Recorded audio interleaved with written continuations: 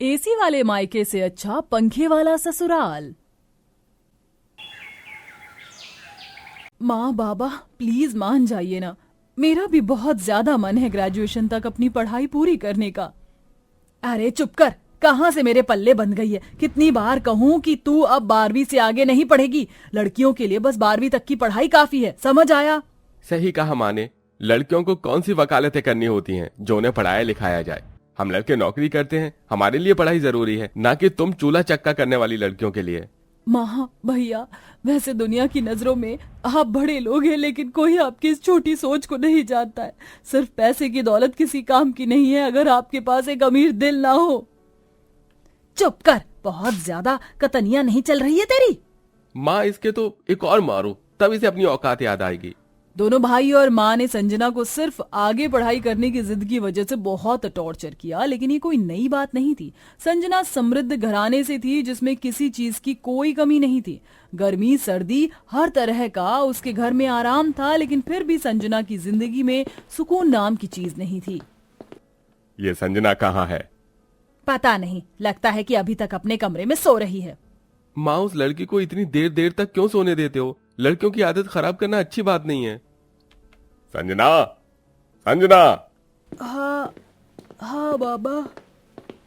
अपने गुस्सैल बाप की आवाजें सुनकर संजना सोते सोते ही उठकर नीचे आ गई। उसकी आंखें भी ढंग से नहीं खुल रही थी, लेकिन बाप का डर उसे नीचे ले आया था। पर मनोहर ने ये सब कुछ नहीं देखा। अभी तक सो रही थी? और ये क्या पहना हुआ है? ये कपड़े बस अपने बिस्तर तक ही अच्छे लगते हैं। बाबा मैं पूरी रात नहीं सो पाई थी, इसीलिए आज उठने में जरा सी देर लग गई। जब सारी सारी रात जागकर फोन चलाओगी महारानी, तो कहाँ से नींद आएगी? कैसी बातें कर रहे हैं भैया, मैं सारी रात कहाँ से फोन चला लूंगी? मेरा फोन तो शाम से ही माँ के पास रहता है। हाँ ऐसा ही रहेगा, अगर लड़कियों को ज्यादा फोन दो तो वो बिगड़ जाती हैं। और किसको पता है रातों रात तू कहाँ कहाँ फोन मिला दे। इसीलिए भाई मेरा तो यही मानना है, लड़की को अगर काबू में रखना है तो उसके पंख पिंजरे में ही रखो। और हम तो तुझे बहुत ही अच्छे से रखते हैं, घर में क्या कमी है? लेकिन फिर भी ये लड़की किसी बात का एहसान नहीं मानती है। बिल्कुल सही कहा मिताली। और तू संजना, ये कपड़े बदल कर नीचे आ और अच्छी लड़कियों की तरह सुबह सवेरे ही उठ जाया कर। संजना बस शांति से सभी की बातें सुनती रही। किसी ने भी बेचारी संजना की एक नहीं सुनी थी। उसके घर में उसके ऊपर ऐसे ही रोक टोक लगाई जाती थी। ना कभी वो अपनी पसंद का कुछ पहन पाती थी, ना कभी कहीं जा पाती थी। ऐसे ही बेड़ियों में उसकी जिंदगी कट रही थी। उसके घर में सब कुछ था, लेकिन सब कुछ होकर भी संजना के पास कुछ नहीं था। उसके मायके में कोई भी उसे ना समझता था और ना ही उसकी घर में कोई इज्जत थी। देखते ही देखते ऐसे ही संजना का समय अपने मायके में बीत गया। भाई बहन की एक ही दिन शादी हो गई। जहां संजना को अपने मायके के आगे बिल्कुल आधी सुख सुविधाओं का ससुराल मिला, तो वहीं संजना का भाई अपने जैसी ही अमीर घराने की लड़की को अपनी बीवी बनाकर लाया। इधर संजना की और उधर गौरी की सभी रस्में एक साथ अच्छे से हुई और अब दोनों की ही शादी हुई 1 हफ्ता हो चुका था। अरे नहीं, आज तो मेरी आंख बड़ी ही देर से खुली है। ये और ससुर जी तो काम पर भी चले गए होंगे, आज तो मुझ पर जमकर डांट पड़ेगी। संजना डरती डरती नीचे आई। नीचे निर्मला कामों में लगी हुई थी। नमस्ते माँ जी। नमस्ते, बहू उठ गई? कुछ देर को और सो जाती। वैसे भी कल रात बिजली ने इतना तंग किया तो तुझे नींद नहीं आई होगी। माँ जी, अरे बहू घबरा क्यों रही है? कभी कभी देर से आंख खुल जाती है, इसमें इतना घबराने की जरूरत नहीं है। शुक्रिया माँ जी मुझे समझने के लिए। मैं आ गई माँ। अरे भाभी आप जाग गई? आओ मिलकर पूरी खाएंगे, मैं लेकर आई हूँ। नहीं नहीं तुम खाओ विशाखा। खा ले बहू, तेरी ननद इतनी प्यार से लेकर आई है। निर्मला ने बड़ी ही प्यार से संजना से कहा, जिसकी वजह से उसकी आंखों में आंसू आ गए।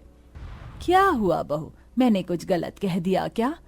नहीं माँ जी, बस कभी मुझसे किसी ने इतने प्यार से बात नहीं की, इसी वजह से मुझे रोना आ गया।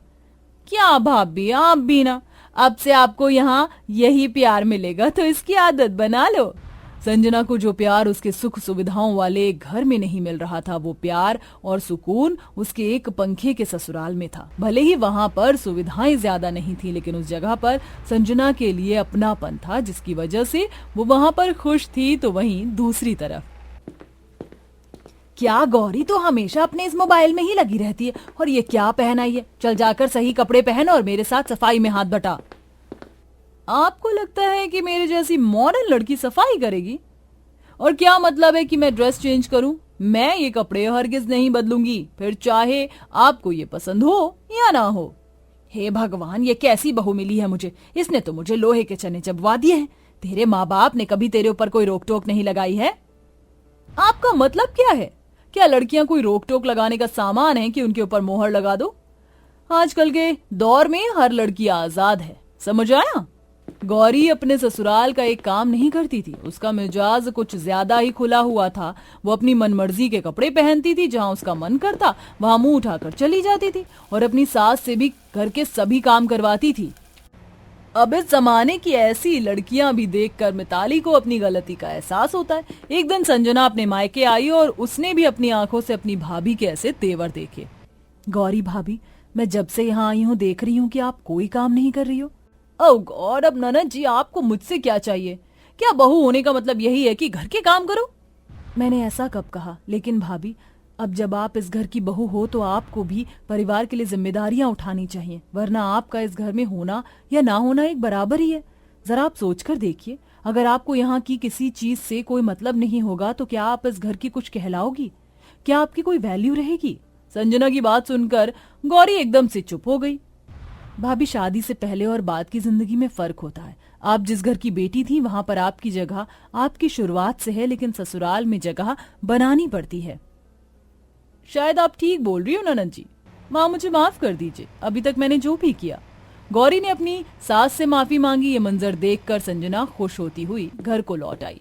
अपने इतने बुरे बर्ताव के बाद भी मिताली ने जब अपनी बेटी को अपना ही पक्ष लेते हुए देखा तो उसे अपने किए पर पछतावा होने लगा और अगले दिन मिताली ने संजना के ससुराल जाकर उससे माफी मांगी। शुक्रिया संजना बेटा, मैंने मायके में तुझे कभी कुछ नहीं समझा, लेकिन कल तू मुझे आईना दिखा गई। मुझे अपनी गलतियों पर शर्मिंदगी है बेटा, मुझे माफ कर दे। माँ, ये आप कैसी बातें कर रही हो? आप मेरी माँ हो, मैं आपसे नाराज नहीं हूँ। अच्छाई देर सवेर सामने और समझ आ ही जाती है। आज के दिन दोनों माँ बेटी के रिश्ते में पड़ी हुई दरार खत्म हो गई थी। मिताली ने अपनी बेटी से माफी मांगकर संजना की ससुराल वालों को खाने पर बुलाया, जिसमें उसकी बहू गौरी ने भी मिताली की पूरी पूरी मदद की। अब संजना की जिंदगी में खुशियां दस्तक दे चुकी थी और अब सब कुछ ठीक हो गया था।